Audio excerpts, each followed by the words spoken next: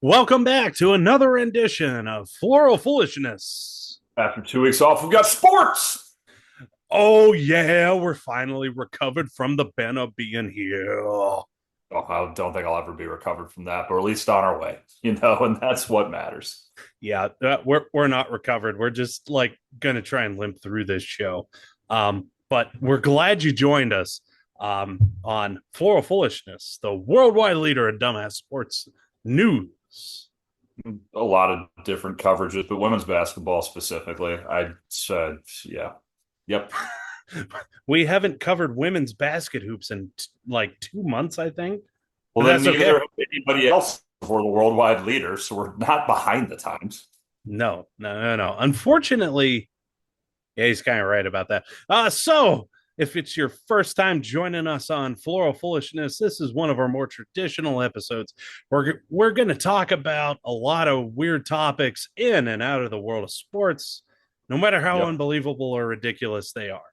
All while rocking the crunchy island where, yeah, mostly because shit, Packers lost last night, so I'm not going to bust out the Packers fucking Hawaiian for a Why I'm bit. wearing the Brazilian green today.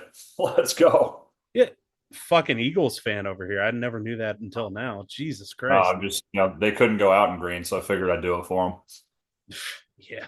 Yeah, so that's a shit show, but this is another shit show, one that's a little bit better planned, I would say. Thank you, Roger Goodell, for the Friday night football game. I'm Stoczy. With me, as always, is the Wrangler of Dragons, Jeremy Phelps. We're going to start off with opening statements. What you got for the people, Jay? So I've done a lot of traveling the past few weeks here. Just moved up to Maryland and have my life restarted up here, which is great and awesome. But that involved me getting on a lot of planes and driving a lot of cars. And the one thing that I've noticed through all of this travel is, people get pretty stressed out to begin with when you travel, and it is what it is. I mean, I think I'm an anomaly in that I really just don't. Like, we'll get there when we get there, but most people just stress out about travel, which for better or for worse, it is what it is. It's for worse, not for better. But anyway, but the one thing that I noticed recently when you're in an airport, and we're going to talk specifically about airports, it does in other places, but for the purpose of specifically about airports, the new things that's happened is so like, it happened to me the first time I was in line at the airport in Charlotte. I was at a Dunkin' Donuts in Charlotte Airport, and I'm standing in line. It's, I don't know, 6 in the morning, give or take. Everybody's pissed off. It's early. There's like some elevator music playing, which, who God even knows what song that is. Song that everybody's heard, Uptown Funk, something like that, whatever. Up, And this white mom, funk you up. this Uptown this funk you white up. India. mother with her newborn child in her arm just starts singing along with the song that's playing on the speaker. I'm like, what? Then I'm sitting in the terminal and I don't even know why there was music. For some reason, there's music, and the fucking dude next to me starts singing along with this fucking song. Then I get to the car rental place. I'm at the car rental place. I'm waiting in line at whatever, Avis Budget, whoever it was, dollar, I think it was. The woman behind me, the fucking elevator music's playing. She starts singing along with the fucking song. I don't get stressed out when I travel, but that doesn't mean I enjoy necessarily all the bullshit that goes into travel. But you know what'll put me over the edge to go from kind of laid back about it to fucking pissed off is people continuing to sing along with the fucking song. Nobody wants to hear you sing at 6 in the morning at the fucking airport. Let the song play. Let it do its thing. Nobody needs to hear your rendition of it because guess what? Everybody around you is already pissed off enough as it is. Your terrible off-key version of it is not going to make anybody's day better. And you need to understand that about yourself, that the airport is not a place to get discovered for your music career to start. You want to do that, you go to open mic night and you get booed off the stage like a normal American. And if you haven't been booed off the stage this week, you are not a normal American. And I will stand by Exactly. that fucking shit. Exactly. God damn. Probably busy hanging out in Starbucks singing about how the barista gave you a venti. I got a venti today, and that's what Bruno Mars says. God, I love this stereotypical white people music. Oh, it just makes me want to sing to my baby. Good Lord. Like, Just make fun of the people around me in hopes that they'll discover me and probably film me and put me on YouTube so I get my big break. I don't know. Hard to say. yeah, like for real, guys. Let's be honest. Like, no one who is watching this show is going to put me forward for my preferred political party for my views that I have accidentally or very on purpose espoused on this show. And nobody is going to say, you know what? The new Phil Spector who hasn't shotgunned a woman, um, yeah, here's somebody who sang Bohemian Rhapsody real good. Nobody is saying that. Nobody's going to fucking do that. Like, come on. It's a fucking airport. Jesus Christ. Yeah, fuck. Sorry you had to go through that, man. Know your surroundings. Just know who you are, know where you are, know what you are, know the situation that you're in. There's a very real possibility that if you piss somebody off in an airport, you're going to get punched, not by me, but by someone else. Yeah, yeah. Understand where you are, what you are, and when you are. Yeah, no shit. No shit, man. All right, thanks for that. My opening statement this week is we thank you for continuing to join us after the Benner episode. Um Thanks, Nick McChesney. we goddamn, we had a lot of fun on that episode. I went back and listened to it a couple times over the past couple weeks, and holy shit. The Like, three of us, I don't know if any of our fans did, but the three of us definitely did. yeah, that was like the ultimate inside joke episode. I think a few of them actually hit outside of it. Um, okay, I'm being very generous here. About two of them hit outside of us, but Yeah. holy shit. If you haven't listened to it, goddamn, I had a lot of fun with it. I know Jay had a lot of fun with it, and I Yeah. know Benner also tolerated it. Uh, but I that's also, tolerated him. Is all you can really ever ask for when it comes to Ryan. Just toleration.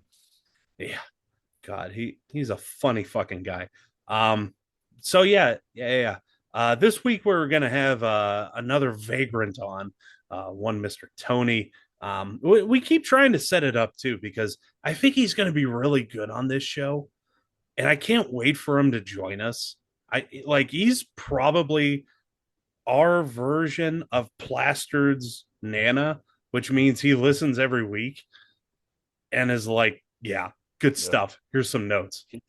He's made the mistake of having significant others and kids, fucking losers. Who keeps doing that? I can It's really understand it. getting His kid's the shit. everything. I'm gonna say his kid is the shit. Like, Well, this kid's the reason he's not on the show right now, So, all of our friends keep having kids, and we keep not being able to do cool shit with them now. you see, you say that, but that's not the full truth. It's not the full truth. That's okay. That's Not okay. lie. Anyways, so I guess my opening statement is both an apology, an appreciation, and a very favorable look forward to the future for what's coming Oh yeah, up, you know, Ryan because Benner's in the past. There's only one way to go now, and it is straight through. dude, are you kidding me? We're going to bring him back after all that stupid shit. Like, come on, we have to, and we're not going to tell you. Like, we're going to get some goddamn vagrants on this show who are worse than us.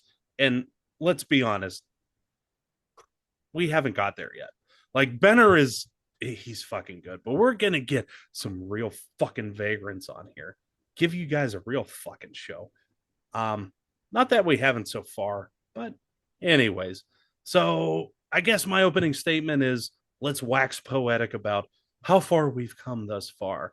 And the last part to it is it kind of occurred to me like, so my significant other, yeah, I know it's really weird. Some other human said, you know what, Stoczy, I think I'll hang out with you for my entire life, which is weird, right? Um, but she was like, yeah, Hey, I let's did go. Do what?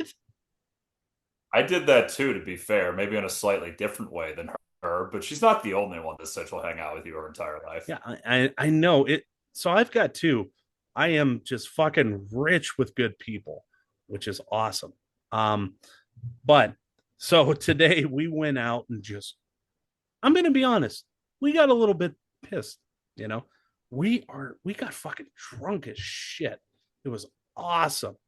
And I came back, and so I'm getting ready for the show. Came back about 30 minutes before we came on. I was like, all right, I've done zero prep, which is not abnormal. We'll put it that way. But More than I usually do.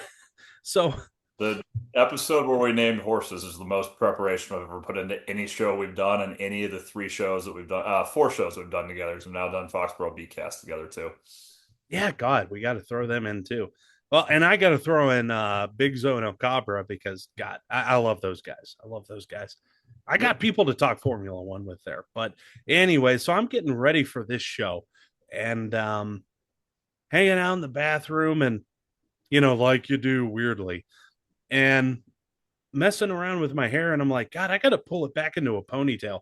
And I thought back to the first episode that we did of Plastered Negotiations when I was still like basically just a little bit beyond a skinhead because I used to just shave my head fully. Different time.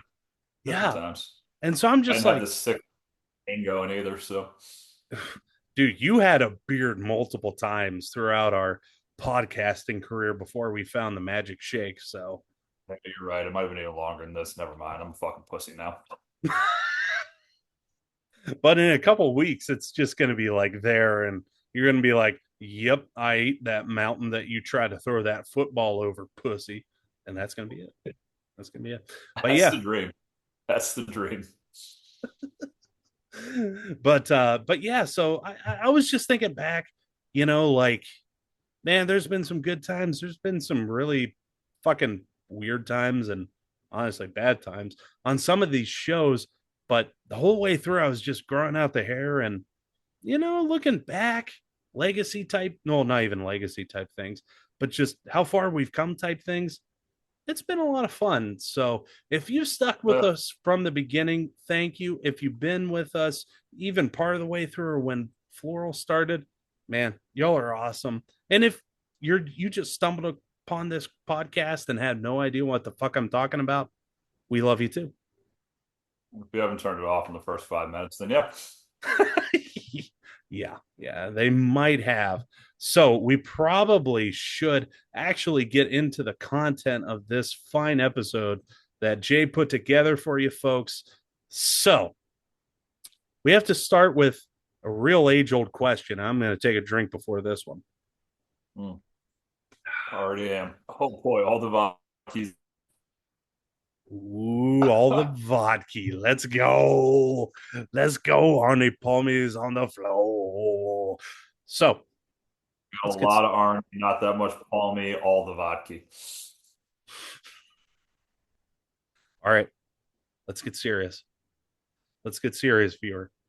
When you think greatest quarterback in the world, what names come to mind? Mahomes, Brady, Burrow, maybe even Bailey Zappi. It should be Oh, Bailey Zappi. Joe Montana, you could throw that there football over that there mountain, so can Bailey Zappi. He threw it over the fucking Rockies. Let's go. Maybe you thought of the last name Doucette. Maybe you did. I know I Maybe you did. did. Yeah. So that one put himself in that category. So Daryl Doucette, Hoosh, Housh, Housh. How do you say it, How? Wrangler? I don't know. Hoosh. Like, Yeah. fucking werewolves of London shit. Yes. Hoosh is apparently Rory, Werewolves of London, Daryl Doucette. ooh, hell yeah, let's fucking go. So Daryl Housh, Doucette, thinks of himself as the Zeus of flag football in the quarterback position, with flag football entering the Olympics in 2028 in Los Angeles. The 5'8", 35-year-old quarterback. Okay, timeout. I'm I'm 6'2" and 35 years old. So maybe I should have been playing flag football all along. Maybe you should have. Really fucking We'll should. never know. Yeah, we won't. We won't. Um, so if you're mathematically challenged, that means in 2028, he'll be like at the edge of 38 because he looks like an edger, but most likely he'll be 39. Um, believes that it's He'll be 24 in his own mind, though. Don't you worry.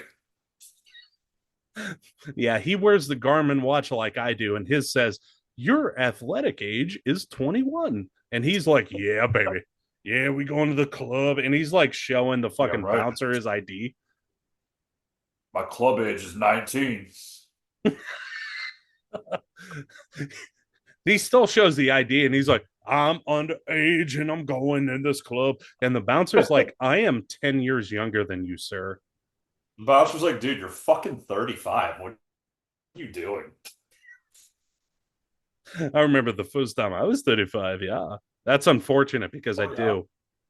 It sucked. I know, it's a week away for me. Oh, God damn it. Anyways, anyways. So Daryl Doucette, Hoosh, House. Who's that? Ooh, Houchette. We'll go with that. Houchette believes Like, it's disrespectful, disrespectful, as in a lack of respect, to assume NFL players will be playing flag football in the Olympics, and believes he is better than a one Mr. Kermit the Frog, aka Patrick Mahomes, because of his let's IQ. IQ. So flag football IQ. this is a two-parter. I'm going to read both of them and then we'll answer the first one first. Number one, should NFL players be allowed to play in the 2028 flag football games at the 2028 Olympics? And number two, what other Olympic sports should NFL athletes replace players in, and which NFL athletes should do this? So we're going to start with, should NFL players be allowed to play flag football in the 2028 Los Angeles games for the Olympics? Go for it, Jay. What you got? I'm going to use a different sport to make my point here. So, you remember back when we were in college and Not really. no, me either. And like Timmy Thomas would be in nets. We'd go get some like Thomas Creek Brewery No, beer. you're going to tell him the game? I'm gonna share the game, but Yes. I'm gonna go somewhere with this because game is the point that I'm getting to. So back in the day, in the Olympics, NHL players were allowed to play for their home country. So when the U.S. was playing, whoever our starting goaltender was, we would just get blackout drunk off of a beer Zach following their Miller. name. It was Zach Miller, Zach Buffalo. Miller. Zach Miller. We drink a whole bunch of Miller time. Timmy Thomas, Thomas Creek Brewing in South Carolina.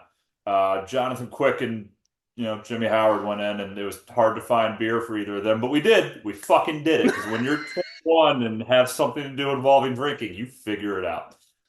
Point being is, and where I'm going with this, at the last Winter Olympics, Bud, can you tell me who the starting goalie was for the U.S.?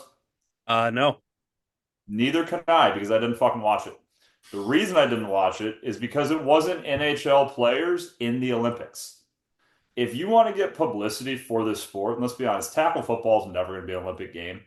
If you want interest in a sport, which in theory, if we're talking about the Olympics being the greatest sporting event in the world, so to speak, then you got to have marketability there, right? Outside of the fact that at the end of the day, NFL players are just better athletes than flag football players. There's a reason you're in the NFL making millions of dollars and not Hoosh Doucette making, I don't know, probably paying $100 a year in fees to play in this flag football league. Um, Accounting.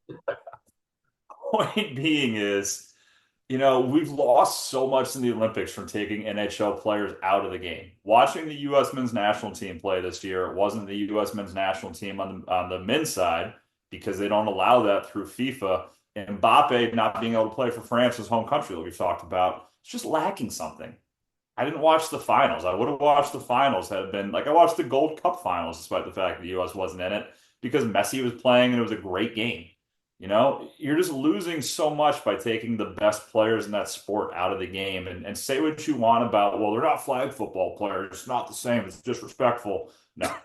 What it is that it's the only way you'll ever be an Olympic athlete is to boycott the NFL players from playing. And honestly, even if that happens, I actually think you'd be better off taking current college players who play tackle football and putting them out there over professional flag football players. I do think there's a pretty cool thing going on now at the youth level where flag football is growing in popularity. I think with CTE and head injuries being what they are, I saw that in Maryland now, my new home state, there's at the high school level, they're sponsoring girls flag football as a state now, which I think is awesome. I think we're years overdue on that being the case.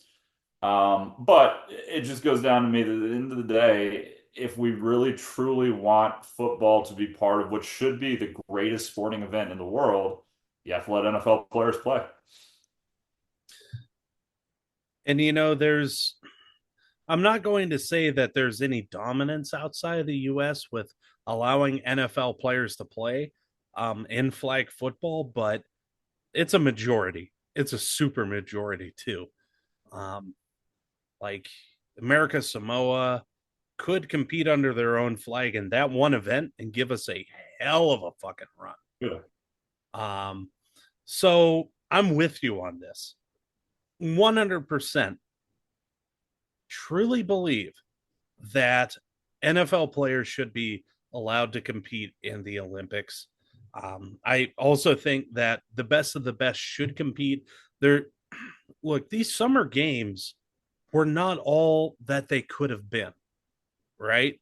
Like, okay, you can wax poetic about love of the game, love of amateurism, and love of amateurism in a way that was bastardized by the fucking English. Let's get that out here right the fuck now. Because amateurism, as I've discussed before, is a hell of a lot different today than it was in ancient Rome and ancient Greece, where the English took that definition from. Because back in the ancient Olympics, Well, if you you gotta see won, a chance you game got because fucking acres of land. You got a full fucking McMansion. So let's fucking put that aside for a minute. You need to win. You, as a country, should be putting forward your best fucking athletes for every event. End of story. So, for flag football, why would you not put the athletes who have put their entire life into the original version of football, just like we're going to do in 2028 for lacrosse? That's all I'm saying. Yep. Which is its own animal altogether because that's flag football is to the tackle game what sixes lacrosse is to the real game of lacrosse. But it gets weird too because you talk about American Samoa and this is getting off topic. In lacrosse, every time the World Games happen every 4 years, it's the U.S., Canada, and the Iroquois who are the top three. Well, the Iroquois aren't a sovereign nation and don't have Iroquois passports. They just don't exist. So in theory, they could play for the U.S. or Canada, but they won't, which is its own issue altogether that the Iroquois are actually going to get cut out of the Olympic Games. But And that's a neither fucking disgrace. neither here nor there. It is. That goes back to the point that you're making about Samoans, though, that essentially you're saying, well, American Samoans, you got to play for America. You can't play for Samoa if you want to play. It's going to be the same thing in lacrosse with the natives. The natives are going to refuse to play for Canada or the US. They just have too much pride. They won't do it. But again, because the Iroquois aren't their own sovereign nation, they're not going to be allowed to participate. So now you've got a down version of the game of lacrosse with some of the best players in the world. It's a joke. But anyway, off topic. No. I think that's a really good piece that most people wouldn't be thinking of now or in 2028. Um, Yep. yeah, the Iroquois Nationals, holy shit. Like, they went from basically a bunch of dudes who had to pay for their own fucking practice jerseys, Mm-hmm. which became their own game jerseys, Yep. to fucking getting podium finishes in world games, the whole 9 yards for lacrosse. Yeah. So it, and Well, great. Jay's right. They're going to be DQ'd because they're not technically a nation with borders. Like, if you want to think about the Iroquois nation is, for the most part, in central to upstate New York and like southeastern middle Canada. Yeah, it's basically Buffalo into Toronto or Rochester into Toronto, essentially. Yeah. Yeah. And I'm stifling you. So go for it. No, it's that. And it's happened to him before as well in the 2016 or 2020 World Games, one of the two. The country the World Games were happening in, I think, might have been Israel. Israel didn't recognize their passports. They had US and it was something weird with their ability to get, it might have been the visas. It's something weird going on that they either didn't have the right passport or didn't have the right visa because, again, them not being their own sovereign country, their visas to Israel were essentially just paper. They're like, you're not a US or Canadian visa. And so, yeah, the Iroquois team wasn't allowed to travel in, I think it was the 2016 World Games. There was another one, and I believe it was in 2013 or 2014 when the games were over in England, where they were not allowed to get through security. Um, well, technically they weren't. So they were confined. They were allowed to stay. They were allowed to practice. But then when it came down to it, they weren't allowed to participate in the actual games.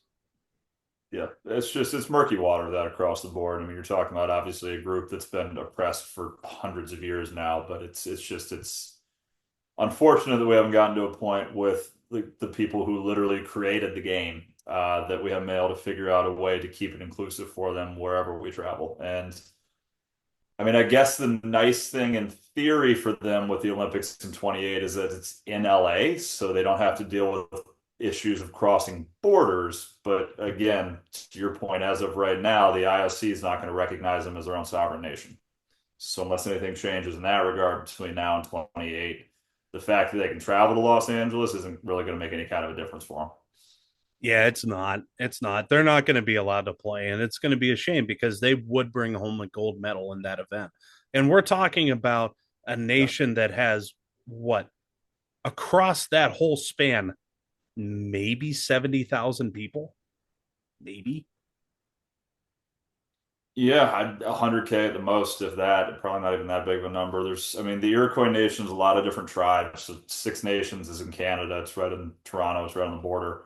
And that's six different tribes that all play together as Six Nations, but they're all part of the Iroquois Nation, which all kind of comes together there. So you got the Iroquois and the Akwesasne, but the Haudenosaunee as well. But yeah, no, they all play under the umbrella of the Iroquois. And yeah, to your point, I mean, it's half of a state in New York and half of a province or territory in Toronto. And so, yeah, it's not a massive population, but yeah, they're one of the three best countries in the world when you look at the World Games year in and year out. Yeah, and not to They had a try goalie and and a faceoff guy every year. yeah, and not to like try and hijack this segment away from God loving foosball, but Not at all. but it really applies here because we have so many other examples that all of us know about where very fitting and professional athletes can actually participate minus some weird arbitrary rule that someone makes up. Like, let's be honest. If soccer was more like like World Cup type setup where, okay, you have to just prove your nationality. Don't tell me that soccer wouldn't have been the most viewed game this year or 3 years before worldwide. Tell me it wouldn't have been. And don't say, oh, well, the Super Bowl. No, no, no, no, no, no. Go for it. Tell me I'm wrong. I can't. I can't do that. So, why are we restricting the best in the world for competing for the title of best in the world. And not just some arbitrary, we're in the US, so we're going to say you're the best baseball team in the world. US didn't win the last fucking international competition.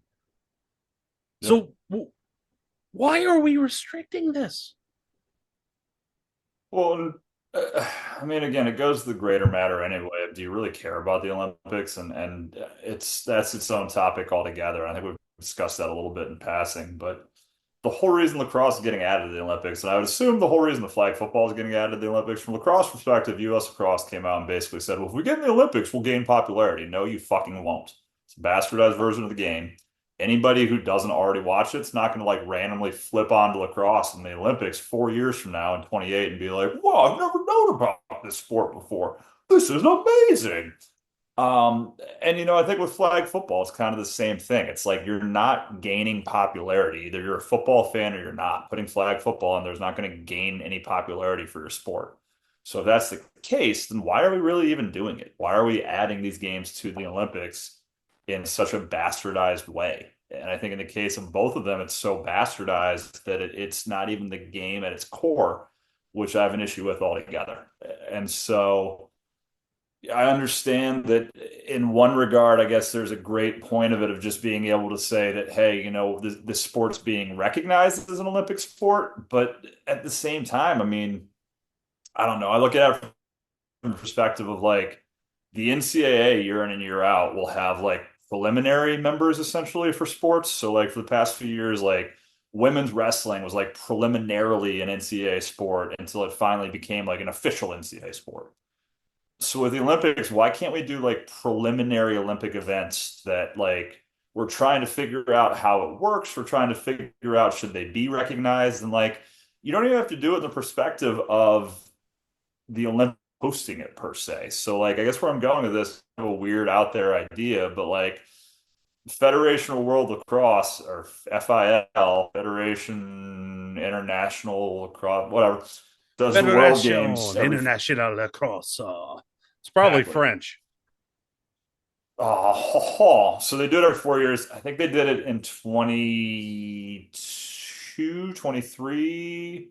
I think they did it in 22 or 23, one of the two. It happened like a year and a half ago. So it's going to happen again in 26 or 27, right? So rather than having that, which is the real game by every country in the world, sponsored, to then a year later say, and then, but for real though, we're going to do a 6-on-6 version of this.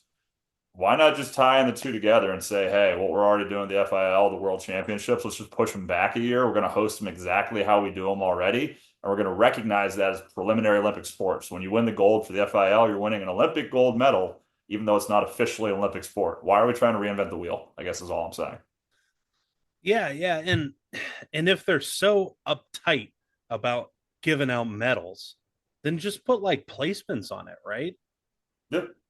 Like that's all you have to do. And just say, oh, okay, well, this worked and this didn't.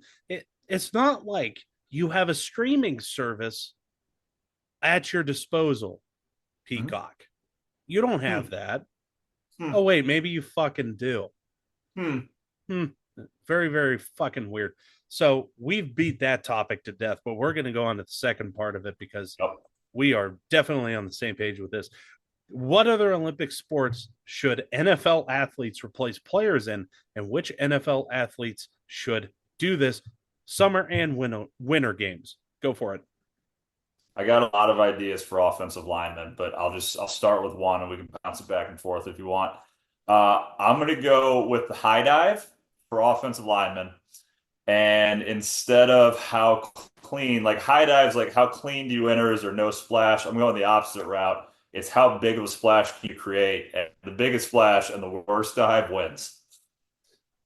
Okay, I can see the transition here, and it's wonderful, right? So you have all these diving folks. It's like just a bunch of skinny people who are like, oh, oh my god, I'm sorry, my clapping's too loud, but it's that dive. Oh my god, it's so good. It's so good. It's so good. And then you just have a bunch of fucking dads come out, and like One dude has a fucking boombox from the fucking 80s, and he's just fucking playing some old Biggie. Okay, I'm sorry. I might be the judge. And like, I'm just sitting there, like, yeah, let's see some fucking splashes, boys. And then it just goes down. Well, like you can get some crowd participation too. You've got like all these little French dudes who have never seen the game of football before, like American football.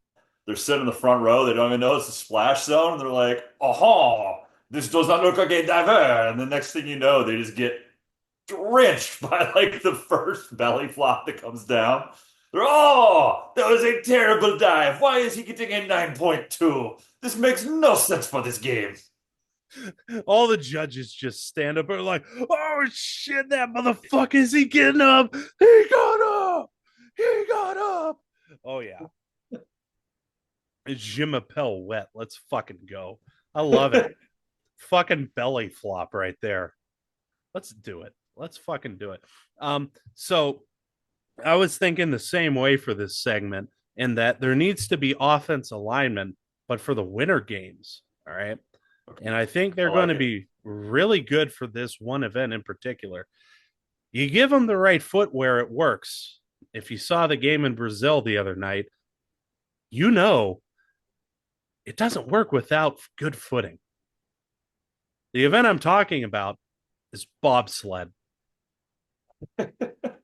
If you had the fucking New England Patriots going down in a goddamn bobsled, Set they're going records. to win with 3 seconds at least.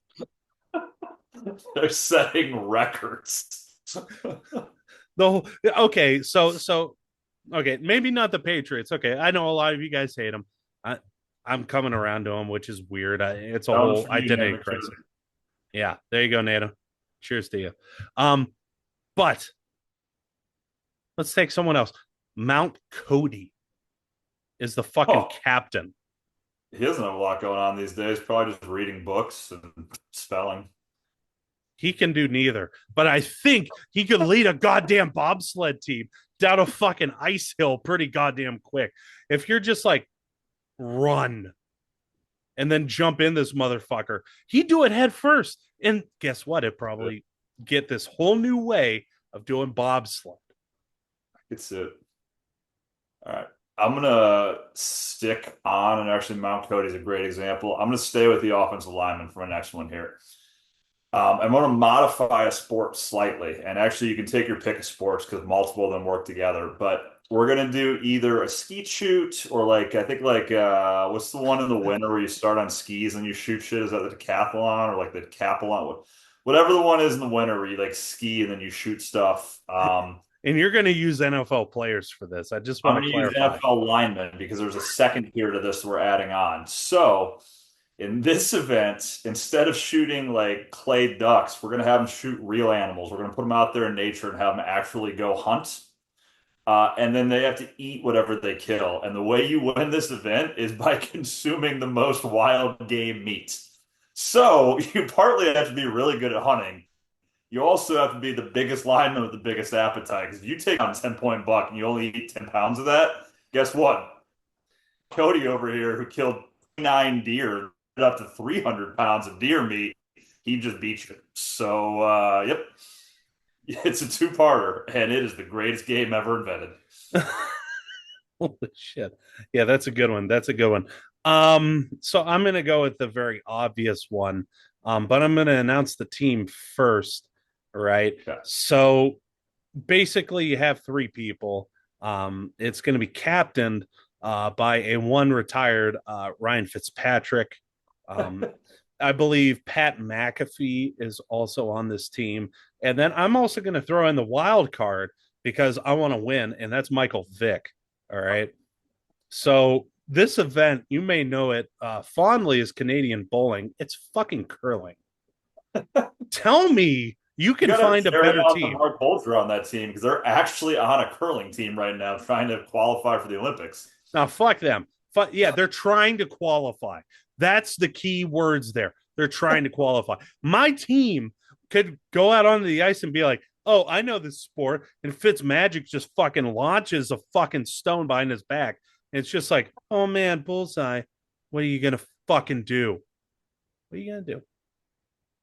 And that's my second submission right there. Absolutely. All right. So track and field is two different things that has a bunch of different events. I'm going to focus on one of them. And I'm not going to take the low hanging fruit, which would be the offensive lineman doing high jump, which would be entertaining. What I'm going to go with instead is a different position group. And I'm going to go shot put. And that position group is punters. Oh shit. And with a score of 7 meters, the winner and gold medalist. Yeah. Oh yeah, they need to get balls away from him. Oh, all right. All right. I like that. I like that a lot. Um, you know, I'm gonna go with the high jump. But for NFL athletes, I think it needs to be tight ends. I like it. There's some weirdly athletic tight ends out there, though. Yeah, I'm Yep, I'm just saying, like, I think Kittle could fucking bring home gold. I can see it. Yeah, Brock Bowers is a freak athlete. We got some options there. yeah, yeah. Got any others? I do. Um, I also think that a great event would be the triathlon. There's a team triathlon, it turns out, where instead of one person doing it, you have three different people and they all do one certain leg. And the winning team that I'd like to see for this, if we're being honest here, is I'd like to see for I think the swim goes first. For the swim portion, I'd like to see Tyreek Hill. For the second part, which is the bike portion, on the bike, I'd like to see Aaron Donald. And then for the run, which is the third part, I know he's retired, but Martin Gramatica. Holy shit. Across like 5 shows, we have never once mentioned Martin Gramatica. Because nobody's ever sallied hard enough to bring him up. The fucking king of the celebration, tearing an ACL on a fucking made kick. Let's go, Martin. Holy fuck. What a day. What a day. And if you're not nostalgic, then fuck you. Because that is Exactly. fucking gold right there. Holy shit. In more ways than one. I intended the punt and you know, take it for what it's worth. God damn. That's fucking good. Yep. Honestly, that's all I really had. I mean, I can make some up like, we could do crew, fucking like kayaking and shit. Um, and you know what? I'm throwing Martin Gramatica in there now. I'm really fucking inspired by your choices. I Holy appreciate shit. that. Yeah, yeah. It's been my start.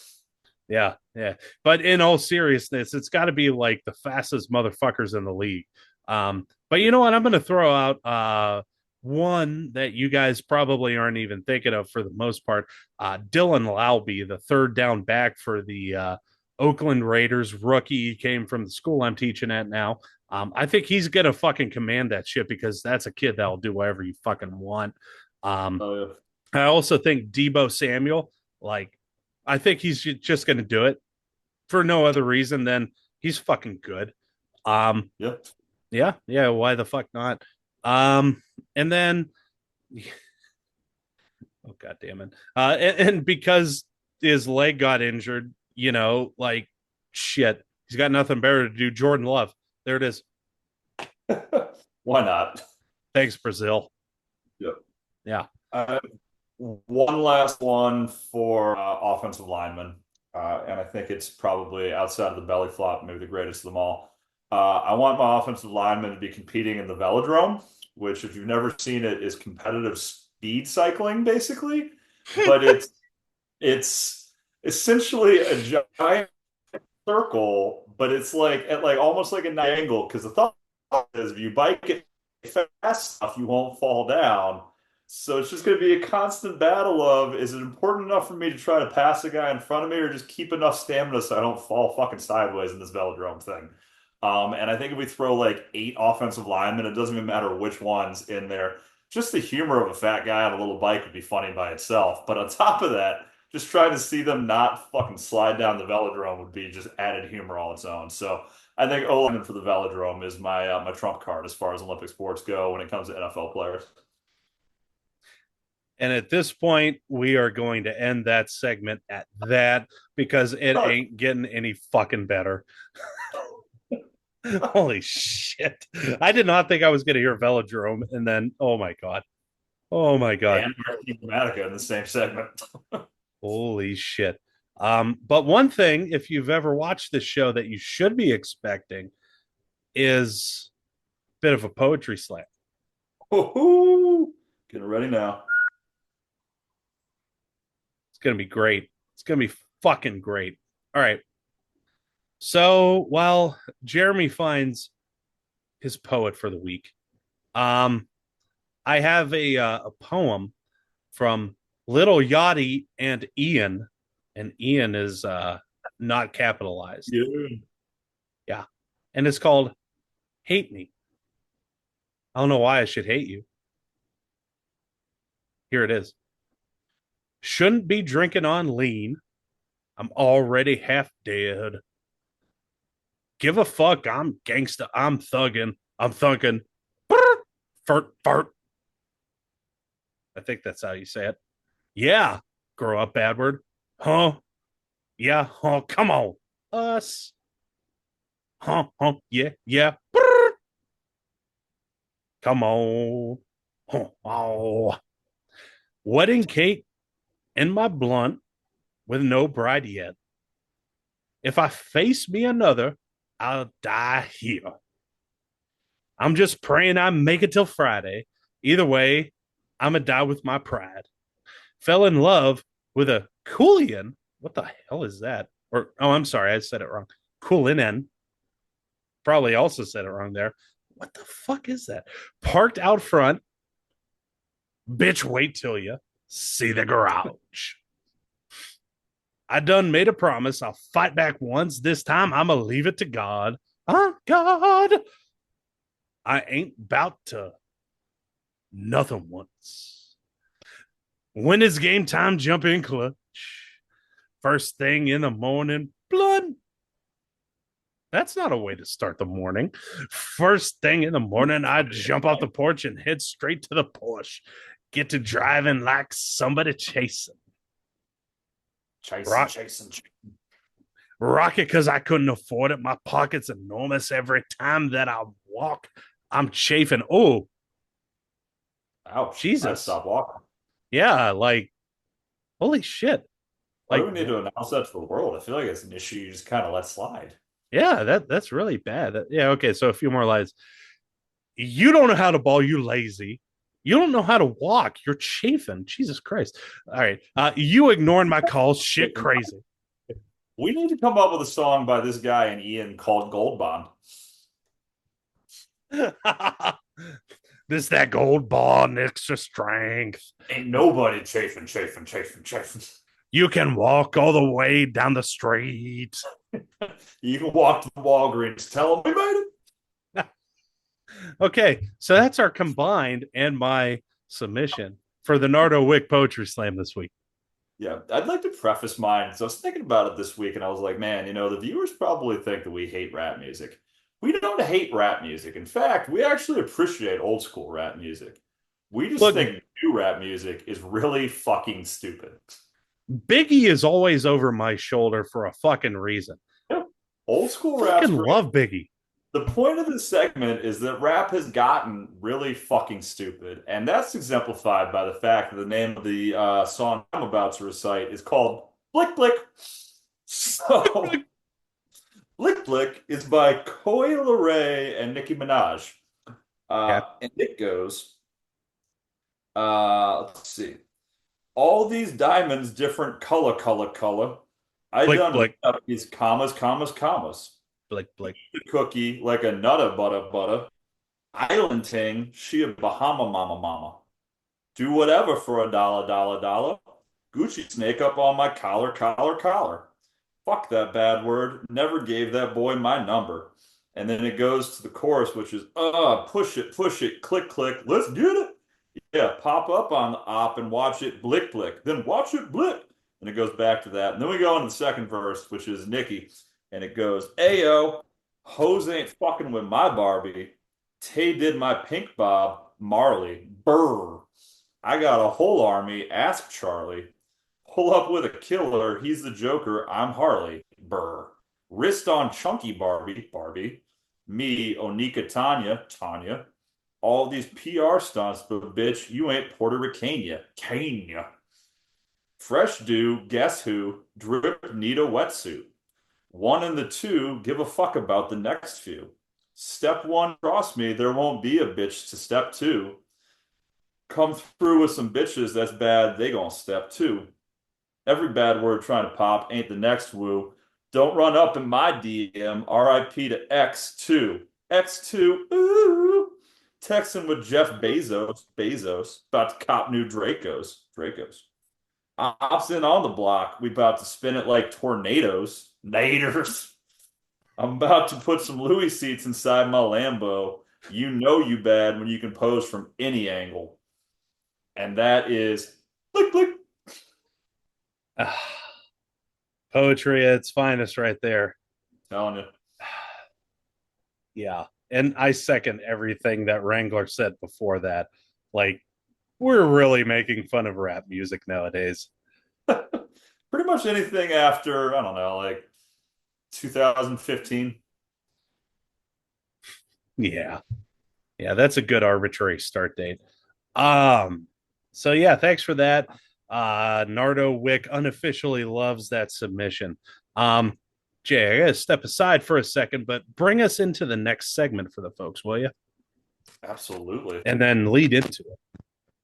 You got it. All right. So, for the next segment, you know what? Mike Gundy is a man. He's 50 something. Despite his grown man status, he's keeping up with the youths. He knows new cool used things like the Face Talk, the MySpaces. He probably knows all about the Google Yoo-hoos. He definitely knows about the Instabook. Anyway, uh, unfortunately, despite him having a phenomenal lawn, those pesky kids at the NCAA won't stay the hell off of it. If you couldn't tell from that intro, the story comes down to Gundy trying to place NIL linked QR codes on his team's game helmets. I know, makes a lot of sense. So, this idea would allow potential boosters contribute to the OK State NIL when scanned. The NCAA, however, banned this idea, claiming it is banned under the advertising and/or commercial marks, which is not permitted. So, this topic isn't related to your thoughts on the NIL at all. We've gone in detail about that.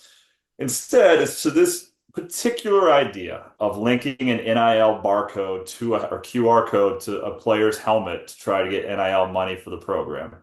So the question, Stoczy, and you can lead us off here. Is this a genius way of Mike Gundy beating the system, or is he just a cheating fuck? Which one do you feel in this scenario? I don't think he's a cheater, and I don't think he's smart with this. So neither. Good start. Good start. It's fucking neither. Like QR codes, it's like, holy shit, it's 2014. I mean, they have it every menu in America, so people in their 60s are starting to understand how they work now, and they're the ones that have the money. And they still don't understand. They're like, excuse me, Miss Waitress Woman. Hello, slave. I would like a menu. If I did not hear that at a restaurant, I wouldn't have said it. Money. Jim Bob knows this ain't real money if he can't hold it in his hand. Pardon me, I have not got the optometrist scan for this QR code. I thought this was America. Yeah, so I think this is incredibly fucking stupid for a number of reasons. One, so let's be inclusive in this segment.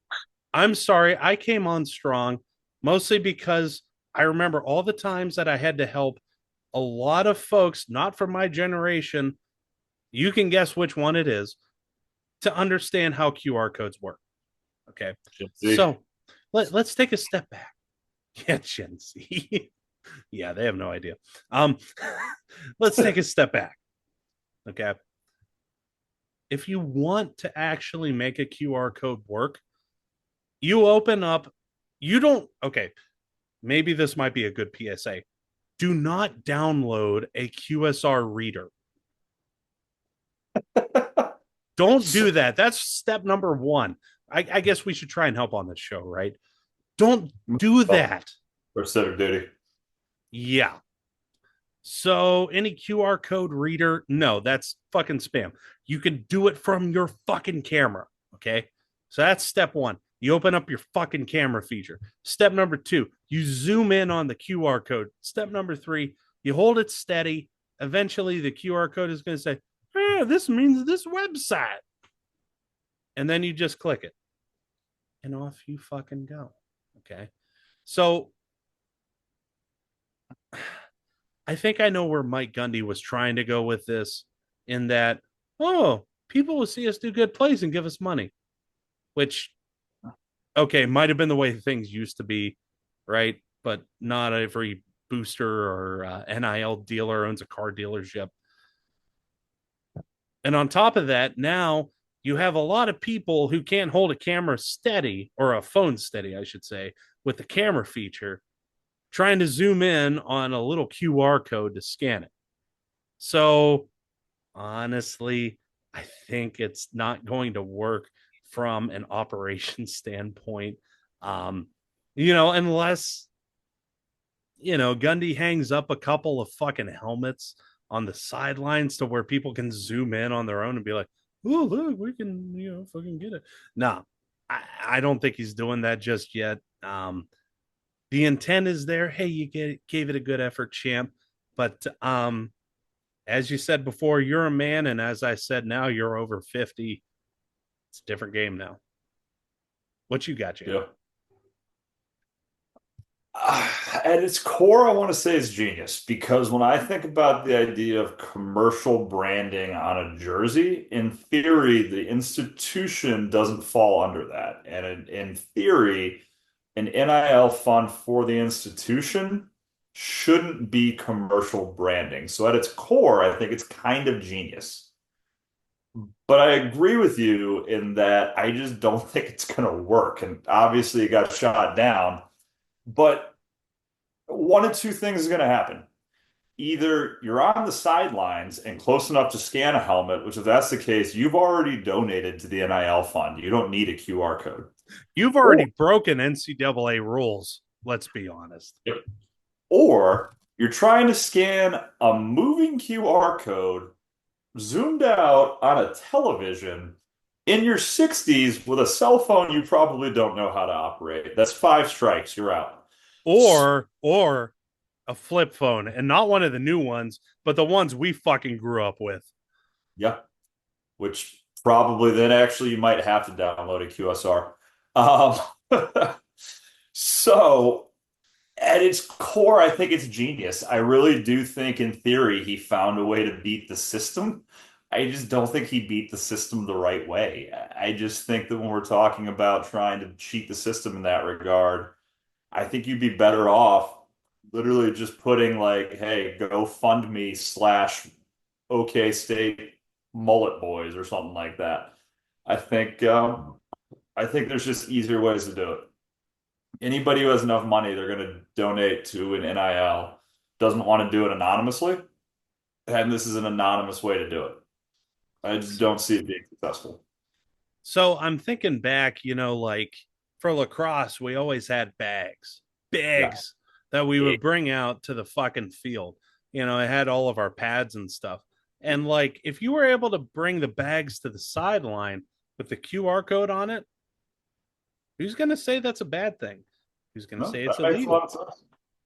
Yeah. But I think there's also a level to it then of like, where does it stop? So if it's all right, NCAA, I mean, they when already said it's going to stop when it's not functional. So the bags well, idea is way out the window. but hear me out though. So the NCAA, if you are the Tostitos Fiesta Bowl, you can put whatever the hell you want anywhere around the stadium, right? You can put it in the end zone. You can put fucking Fiesta in the end zone if you wanted to. So what's to stop Oklahoma State? And I'm going to fix this for Mike Gundy for a second. So Mike Gundy, I know you're a regular listener, so I'm glad you're listening today because I want to make your life better here. You're doing, Yo, Mike, get it. Mikey, you don't put it on the helmet, which is hard to get. What you do is you put a giant QR code in the end zone as your fucking end zone logo, or even at midfield. It could be your midfield logo so that every time the ball's on the 50, the camera's not moving. It's just stationary on the 50-yard line. And it's not on a jersey, so it's not breaking that rule. And if the NCAA gives you shit about it, you go, nope, nope, nope. Sorry, this home game is the QR Bowl presented by Oklahoma State Booster Club, and then it's legal because it's commercial, but it's marketed through it being sponsored by that bowl. So I Okay. just problem, Mike. Give me 100K a year, and I'll be on your staff as a Connor Stallions analyst, Oh, Connor Stallions, let's go. Um, who's now acting head coach. But yeah, so I'm gonna take your idea and I'm going to make it illegal. So every 10 yards, you put a QR code each sideline. Those are all your sponsors. You want to replace billboards? Go for it. makes a lot of sense. Why? Because all the dumbasses who are like, I'm going to take a real shitty picture of this fucking foosball play are going to pick up the fucking QR code. They're going to fucking push that instead of the fucking take picture function because it's 2024. We've already gone over how people are real bad at doing things. And then, boom, they're going to go to a sponsor's website and be like, I don't know why I'm here. I'm going to fucking like buy all this shit. And then there you go. Win win. So take Jay's offer for joining you for $100,000, fucking quadruple that. Follow us for more ways to get rich quick. And then put a floral QR code right at your midfield. Problem solved. Um, I just think, I mean, I think there's just other ways around it than doing the helmet. I think the midfield makes a lot of sense. I think what you're talking about makes a lot of sense. Shit, you have you have coaches who are, you have fucking 90 coaches on every staff. Why not give every single one of them a QR code fucking polo to wear? Like they're rocking a polo as they're staying on their stupid hand signals, call plays in. Just QR right here, boom. All this is moving, but the QR is just right in the middle. I just think there's a lot of other options here other than putting it on the back of your helmet in a 1 inch square that nobody's gonna be able to scan. Yeah, absolutely. So look, the intent was there, the idea was there. We just took it a little bit further here on Floral Foolishness Sports. Sports. Sports. There it is. There it is. So, with that, we're going to round off with our Giuseppe Stromboli redo of the week. Yeah. Oh, fuck. You modified the script since I last read it. Um, unofficially sponsored. There's No, go for it. Go for it. I don't know if you got really drunk and put it in there, or I got drunk and put it in there, but one of us got really drunk and put it in there. And so usually we'll be like, yeah, by Tomas Bahama, talk about how great they whatever. The description of this today was just in there by itself, and so I just left it. I thought you put that in there. Like I looked I at it. thought you put that. I might have. Oh, I don't know. You or me. One of us got really fucking drunk and put that in there, and I don't know who it was. It could have I been me. I No. fucking love this. Okay. So this, you know what? I'm gonna take credit for this. Fuck it. Um, Yeah, no, it might be you. It might be me. I really don't know. okay. So if you're listening to this podcast with Bob Marley album, why don't you go ahead and pull up the Bob Marley album, like crank it so I can hear it. Yeah, I just want one love, unofficially sponsored by Banner's Weed Animal Crackers. That's right. In honor of the famous remake of the popular series of books out of the UK, we honor the bull playing bang the old fuck it. might be high too. And Never seen any absolutely animal crackers. the, the Or not crackers, enough. the crackers work. I'm not just a spokesman. I'm a user. Son of a bitch. Unofficially. Holy fuck. Okay, I'm having too much fun. Popular series out of the books. Whatever. It's Giuseppe's Rumble every two of the week. Yeah. Unofficially, again, sponsored by Ryan Bender's Wheat Animal Crackers. Dude. Walrus. Now, I put that part in there. I know I did. But that's No, it. for anybody who couldn't figure it out, that's what we're talking about. That it was just in there. I just left it exactly as it is. Yeah. The dude walrus part. Okay, so the animal crackers were in there before, right? Dude, comma, walrus. Yeah, no, wheat animal crackers I put in there last week. Yep. At least Okay. whoever did it had great punctuation and grammar. The comma there is the high end for being fucked up. Yeah. Yeah, it's based off of the meme slash real life experience. Anyway, so this week we head to the world of minor league baseball for the rivalry to end all rivalries. Like, okay, so you might look at Ohio State, Michigan, and be like, pansies. Ithaca, Cortland, bitches. Also fair. Yeah, we're going to the real rivalry here. Um, the Bowling Green Hot Rods and the Hickory Oh, Crawdads. let's go crawdads, crawdaddy for life. Okay, I'm glad you were on that side because I'm on the Bowling Green side on this, uh, which means you're wrong.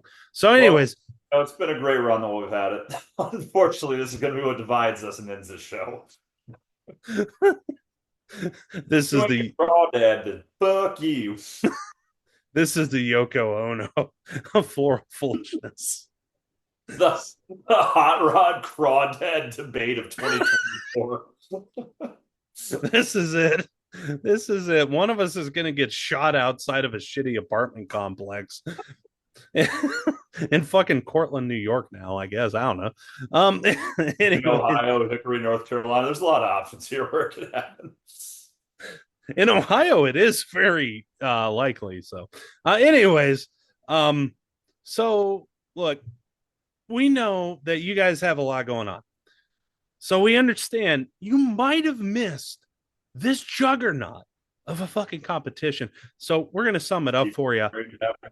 It's not on cool events like hot rod crawdad baseball games. So some of you might actually have a life, I guess is what we're saying here. In the fourth inning, Bowling Green manager Rafael Valenzuela disagreed with the home plate umpire's balls and strikes call, which also happens a lot in baseball too, for all of you folks who have a life. So what does manager Valenzuela do? He gets tossed. He likes to like kick a bunch of dirt on home plate. B, that's pretty traditional. Nothing to really talk about there. But then he does something else. I think Mr. Valenzuela is really ready for the AI virtual umpire thing that they're testing out and going to test out next year at spring training. Because I think he brought his own rendition of this unit out and set it behind home plate as you would for an umpire. The big problem here is his technology wasn't really there and it was a fucking trash can. So he brought out a fucking trash can from his dugout and put it behind home fucking plate. So in this instance, Jay, you're Valenzuela. You're pissed at this non Skynet motherfucker telling you how baseball hoops is supposed to go. How do you get your money's worth in the process of being ejected? Go for it. So my first is psychological warfare.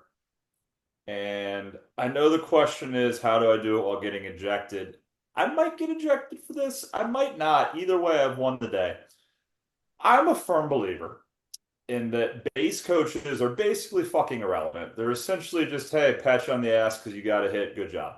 So you don't really need a third base coach, in my opinion. I'm sure plenty of people would disagree. That's okay. If you have a problem with me, then go watch real sports. So if you're 24 years old and you can't figure out should I go home or not, that's a you problem. So what I'm doing, if I'm the manager in this scenario, is I'm taking over as my team's third base coach. I am staring down the umpire for the rest of the game. My eyes are not coming off of him. And I am going full bad guy in the Ted movie style fucking creepy on his ass. I'm gonna get a hot dog and just like two hand just Now, is there a bun? no. Is there any condiments? Yes. Let's fucking go. What condiments are on this fucking bunless hot dog that you're eating with both Well, hands like a fucking vagrant? remember, I'm trying to fucking weird this dude out in this scenario. So in this scenario, barbecue sauce and chipotle mayo. So just two hand fucking eating this thing, just staring, That's the whitest fucking thing I've ever heard in my eyes life. wide open. Yeah, no, he needs to know. As soon as I finish this hot dog, I'm going to get in a cup, and I'm having my sound guy play the song from Ted 2. I'm just doing the dance with the cup with the straw in hand, just staring him down, not breaking eye contact the entire time. And then when it's my turn to field instead of bat, I'm going to the dugout. And I'm still locking eyes with them. I'm just doing the dance and just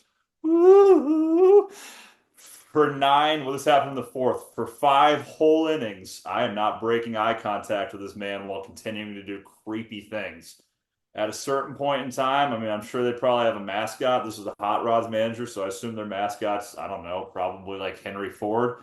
I'm just like holding hands in the air with the fucking mascot, just staring him down, just holding one hand, just staring down, hand held to the mascot. Now the mascot's staring at him too.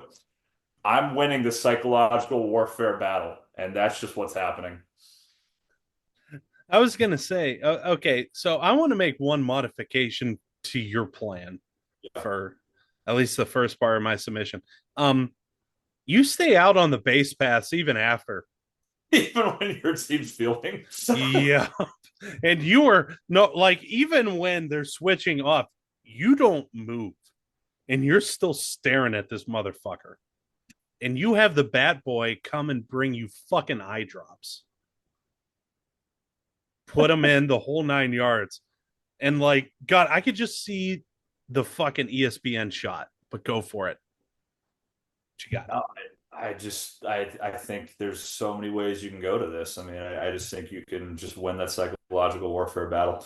The other way I'm doing this, my second plan in this scenario is actually based off what you just said. I'm gonna grab like a microphone and an earpiece. I'm gonna stay in the dugout. And instead of me going out to argue, I'm gonna put an earpiece in the ear of the bat boy, and I'm gonna tell the bat boy what to say as he's arguing with the umpire. Just word for word. He's just gonna walk out there and be like, "You think you know how to ref this fucking game or umpire this fucking game?" And he's gonna look down at the kid and be like, "What?" And he's gonna be like, "Hey, loser says what?" He's gonna go, "What?" He's gonna go, "Exactly. You're garbage." And just have the bat boy just get into it with this guy. And no, tell the bat boy he gets like an ice cream for saying everything that goes into his ear. I'm gonna get the bat boy ejected, and then I get to stay. And I know once again that's not the prompt, but I just think again it makes a lot more sense than me going out there and putting trash can. How do I do this? I win the psychological warfare battle. So now this guy's going home. He's probably hugging his child and being like, "I'm so glad you're not possessed like this child that I saw today." And actually, that might be the way to go. Is maybe instead of having the kid be a dick to him, just make the guy think the child's possessed. Just have him walk up and be like, "Ah, oh, this isn't what it looked like when I died in 1894." Straight face and be like, "What?" He's gonna be like, "Wow, wow. Did did President Lincoln set them free?" It's gonna be like, "What are you talking about? What?" I just think there's a lot of psychological ways you can win this warfare battle other than just going out and being a dick and getting ejected with a trash can. Of Yeah, that there are several ways. Thanks for that, and thanks for letting me join into your answer. Um, course. it's a really good way of doing it. but I think I have another one. And it's always going to be in the locker room afterwards. And I really do want to emphasize it. Okay. So I'm obviously going to get thrown out of this game for bullshit reasons. But at the last minute, all I do is ask for my good friend, Johnny Five, Mr. Johnny Five, to come out. That's right. The fucking main actor in Short fucking Circuit, the late 1980s dyad of a fucking banger movie. And he's going to fucking come out. And once again, he used to be a fucking military goddamn like Earth drone, basically. So what does he still have left? Like, okay, you think I'm wrong on this? Let's talk. Johnny, what did you see? And he's going to come out there. He's going to be all goofy and shit and fuck shit up unintentionally. And then the umpire's like, whoa, sir. I think I'm just going to eject myself. You're now the umpire. And that's how this game is going to end. I'm going to call on my friend, Mr. Johnny Five, to come in the clutch. And if you don't get that reference, watch Short Circuit and Short Circuit 2, unofficial sponsors of this segment as well. I'm going to give you a rare third one here, and I don't know why that got me thinking of this one, but it did. All right. Umpire makes a horrible call. I'm like, man, I'm going to get ejected. I'm going to get my money's worth. I'm in the dugout. I know this bad call just happened. I'm quickly going to run into the locker room, do something, and then run back out. What am I doing? I'm putting on an Incredible Hulk body and painting my face green. I'm running out to that umpire, and I'm like in broken English, like, Hulk think you make bad call. Hulk not happy now. And then the umpire's like, sir, what are you doing? And you're like, you make, what's his name? What's the manager's name in this scenario? Francisco? Felicia, what's his name? Fabricio? Valenzuela. Valenzuela? You make Valenzuela angry. Valenzuela not like when you call ball strike. And he's like, sir, you're ejected. Get out of here. And then the Hulk, like, I don't know, like kicks a trash can and walks out. And you come back into the dugout and he's like, sir, you got ejected. You're like, no, you ejected Hulk Valenzuela. I'm normal Valenzuela. I'm happy now. And he's like, no, I definitely ejected you. So you walk back into the locker room, put the green back on, and come back out and be like, you make Valenzuela angry again. You let Valenzuela stay in dugout. Your third one just inspired my second one.